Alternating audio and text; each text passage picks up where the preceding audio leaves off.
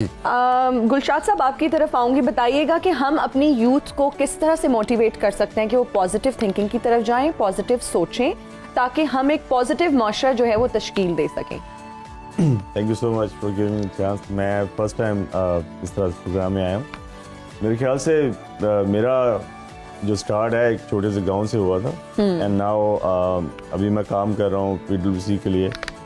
तो इट्स ये दुनिया की मल्टीनेशनल कंपनी है। तो मेरे पास एक वाइड रेंज है एक्सपीरियंस की, जहाँ पे हम पॉजिटिविटी की बात करते हैं, यूथ की बात करते हैं। तो मैं बहुत सारी चीज़ें रिलेट कर सकता हूँ उन चीज़ों से ना, कि जो पॉजिटिविटी है, जो अप्रिसिएशन है, स्पेशली मैं पाकिस्तानी सोसाइटी में पला बड़ा, यहाँ पे तालीम हासिल की, कुछ बाहर जर्मनी में पढ़ा, फिर US में जाके कोर्सेज किए।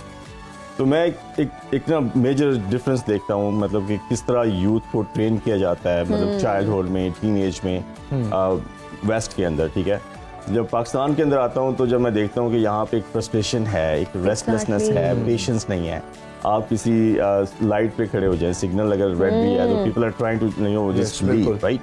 तो उसके ऐसा नहीं है कि वो लोग जो है अनफॉर्चुनेट हैं या उनको पास कोई अल्लाह पाक ने उनको कम कोई किसी किस्म की तरफ सलाहियत दी है। ये बेसिकली एक पैराडाइम है जिसके अंदर वो एक सोसाइटी चल रही है। तो मैं समझता हूँ कि जो एप्रिसिएशन है उसकी बहुत कमी है हमारी सोसाइटी के अंदर। उसके बारे में मैं पेरेंटिंग को फर्स्ट ऑफ ऑल, बिल्कुल पेरेंटिंग रोल के बारे में भी बताइए, कितना इम्पोर्टेंट है ये।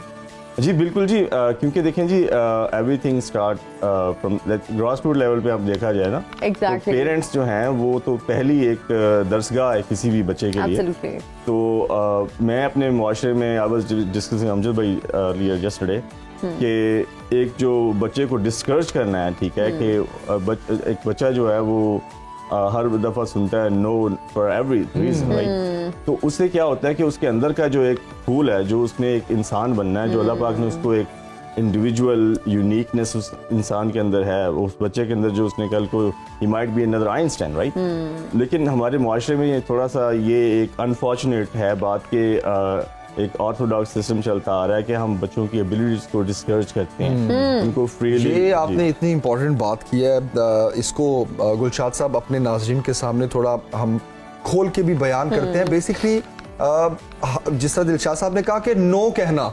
ये वेस्ट में तो ये कल्चर है ही नहीं। बिल्कुल, इसकी एक मिसाल है। वो मिसाल ये है कि जब एक बच्चा किसी सोफे पे या बेड पे बैठ के खा रहा है, तो हम पाकिस्तानी ये कहते हैं कि यहाँ मत खाओ, ठीक है। तो बाहर क्या किया जाता है कि बेटा go and eat on the table, ठीक है। मतलब वहाँ नो नहीं कहा जाता। नो का तो वो जो एबिलिटीज हैं, वही जो गुलशाद साहब जो बात कर रहे हैं कि जो एबिलिटीज है उसको सप्रेस नहीं किया जाता, बल्कि उन एबिलिटीज को निकाला जाता है। जी please. Thank you so much, sorry to interrupt you. मैं आपको एक सिर्फ बात बताना चाहता हूँ कि it's a cause and effect, किस तरह से ये काम करती है, जो मेरी अंडरस्टैंडिंग।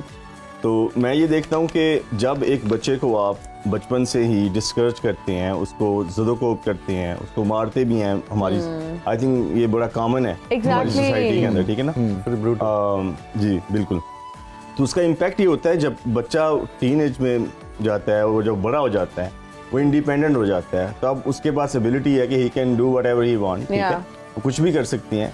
फिर वो जो उन्होंने देखा होता है अपने बचपन में, वो वही चीजें करती हैं, ठीक है। उनके अंदर वो वही जो है ना, एक रेस्टलेसनेस होती है, एक फ्रस्ट्रेशन होती है, उसको बाहर they try to imitate what they see। वो ड्रग्स में जाते हैं, मतलब वो बहुत ऐसी मतलब एक्टिविटीज में इन्वॉल्व होते हैं जो हमारी वैल्यूज, हमारे रिलीजन और इवन सिविल वैल्यूज के वो खिलाफ हैं चीजें। बिल्कुल, तो उनको एड्रेस करने के लिए प्रॉपर कोई सिस्टम नहीं है। तो हम just Baig sahab and myself and कापा ओवरऑल जितने भी पाकिस्तानी अमेरिकन कम्युनिटी वहाँ पे है, जो मतलब एजुकेटेड हैं लोग, और वहाँ पे एक प्रोफेशनलिज्म के अंदर they have a very good ranking. सही। तो हमारा यही है कि हम अपने लोगों के अंदर अवेयरनेस कैसे लेके आएँ, क्योंकि हमने जो मेरी ज़ाती तौर पे जो मेरी अंडरस्टैंडिंग हुई है कि आपने ज़िंदगी में अगर आगे जाना है, ये पॉसिबल नहीं है अगर आप अवेयरनेस नहीं ले रहे।